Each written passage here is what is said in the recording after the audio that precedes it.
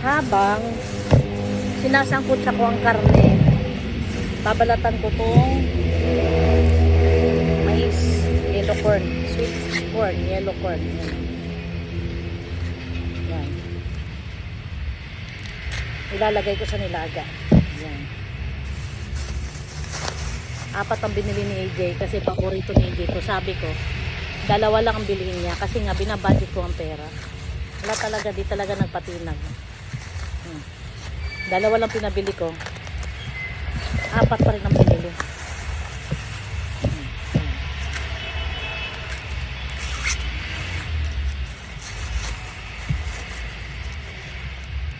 Yung tupiin ko guys, naghihintay. Ayan o. Yan. Isang basket yan. Punong-puno yan, isang basket. So, isa lang ko muna itong nilaga ko habang pinapakulo at palalambutin ang karne ng baboy. Nagtutupi na ako. Di pa rin ako tapos nagugas sa mga kaldero. Bawat lapit ko sa kusina, nababawasan ko na ng 1, 2 kasi sumasabay yung paglalaba ko tsaka paglilipid sa lamesa. Yan. Yan ang araw-araw kong ginagawa dito. Ayan o. 1, 2. Huhugasan ko to. 2 lang ang pinabili ko. Pero tignan mo ilan ang binili ng anak ko. 4. Diba? Sira na naman ang budget. Binudget ko yung perang padala niya.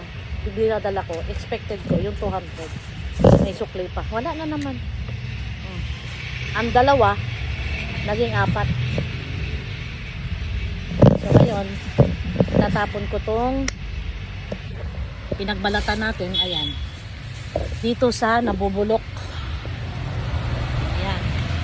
Ayan, nabubulok. Nagsiseparate kami. Ito may nakahalo. Ito yung hindi nabubulok. Ayan. Ito ang nabubulok. Ayan. Dati, tamad na tamad mag-separate mga anak ko. Ngayon, alam na nila sa sarili nila na kailangan na i-separate ang bulok at saka hindi nabubulok. Kasi meron na talagang sumasama na inspector.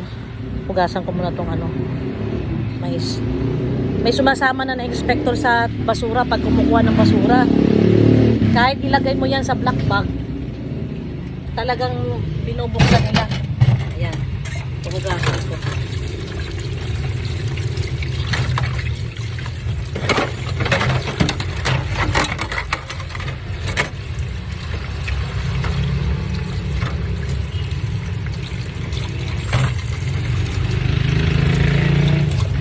Ngayon, bibisitahin natin ang sinangkotsa ko na karne kung okay na ba.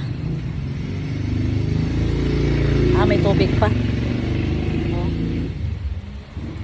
Patutuyuin ko muna yung tubig bago ko lagyan ng tubig naman para panlaga na talaga. Yan o. Ito yung aking pinagbalatan. So habang hinihintay ko na tutuyo ang tubig doon sa karne na sinasangkot siya ko, upo muna ako guys. Rest muna. Mga 5 to 10 minutes. Bye!